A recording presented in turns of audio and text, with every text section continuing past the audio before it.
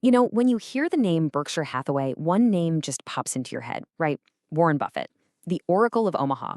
But what if I told you that the entire empire he built, this absolute monument to investing, was co-designed by an architect who, for most people, has kind of stayed in the shadows? Okay, let's pull back the curtain on the story of the architect behind the Oracle. I mean, just let that sink in for a second. That's from Buffett himself. Not a partner, not a friend, but an indispensable force. That really makes you wonder, who exactly was Charlie Munger and how did he become the one guy without whom Berkshire Hathaway, as we know it, just wouldn't exist? So for decades, Charles T. Munger was the vice chairman of Berkshire Hathaway. Officially, he was Buffett's right-hand man, his intellectual sparring partner, and yeah, the person he trusted more than anyone. But let's be real, calling him a right-hand man just doesn't cut it. Munger was no sidekick, not even close. He was a force of nature in his own right, a truly formidable intellect whose unique philosophy literally became the blueprint for Berkshire's most legendary successes. So today, we're going to uncover that blueprint. You see, long before he even officially joined up with Berkshire Hathaway, Charlie Munger had already carved out this incredibly impressive, super successful career, all on his own terms.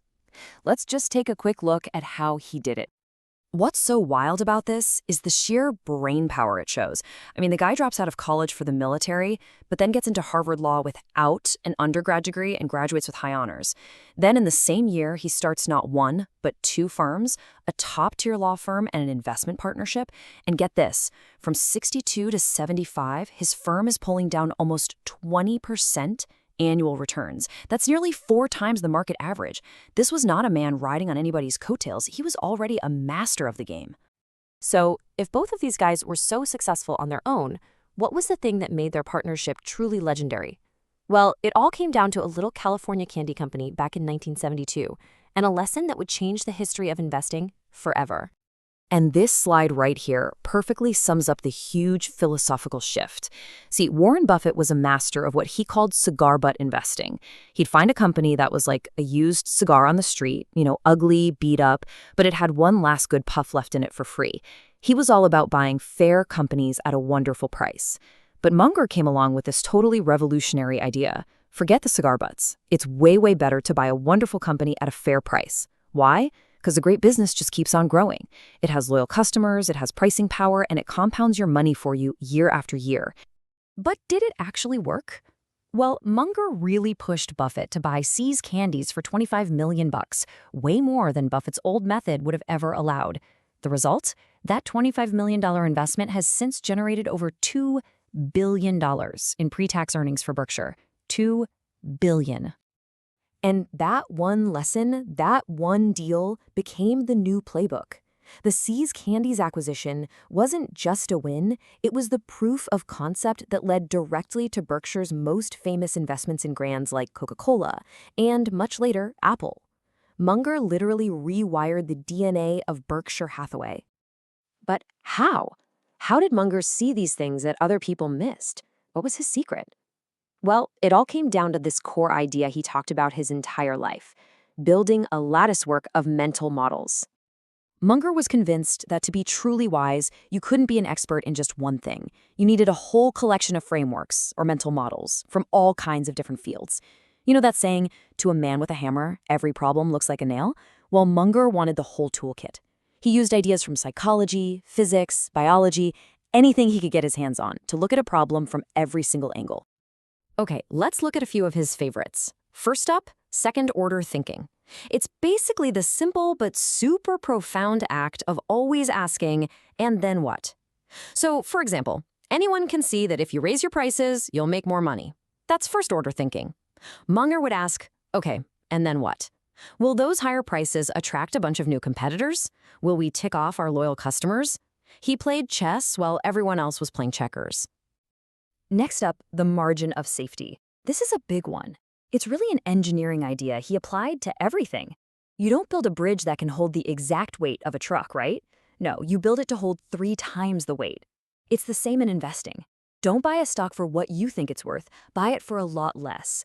That gives you a huge buffer, just in case you're wrong. It's all about building in protection against a world you just can't predict.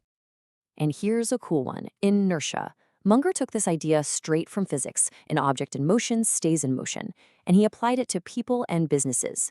He knew that powerful companies, people's habits, and strong beliefs are like giant boulders rolling downhill. They are incredibly hard to stop or change direction.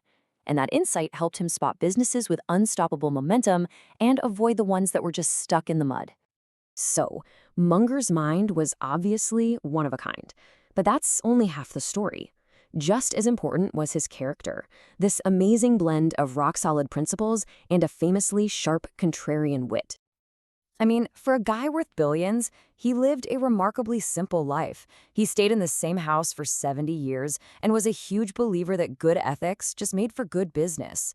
His advice was always so simple, almost old-fashioned. Don't be envious, and don't spend more than you make.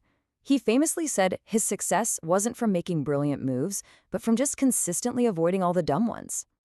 And he was never, and I mean never, afraid to say what he thought. He didn't just dislike Bitcoin, he called it a venereal disease. The guy was completely unfiltered, and he would just slice right through the hype with that signature bluntness. And his take on those speculative frenzies we see all the time, he described it as watching other people trade turds and then deciding you can't be left out of the action. It's a crude image, for sure, but it's unforgettable, and it perfectly captures how much he hated irrational hype. This was a man who said exactly what was on his mind. So when we look back at his 99 years on this earth, what is the legacy that Charlie Munger really leaves behind? It's so much more than just numbers on a balance sheet. His true legacy, his real gift, is a framework for how to think rationally. He taught generations of people not what to think, but how to think. He was this huge champion for reading widely, for stealing ideas from every single field of human knowledge, and then applying them with this ruthless intellectual honesty to make better decisions in investing and in life. Which leaves us with one last big thought. Munger was the ultimate generalist. He built his entire success not on knowing one thing super deeply, but on knowing many things broadly. And in our world today, a world that just screams for hyper-specialization, his life poses a really powerful question. Have we lost something vital by undervaluing the wisdom of a generalist mind?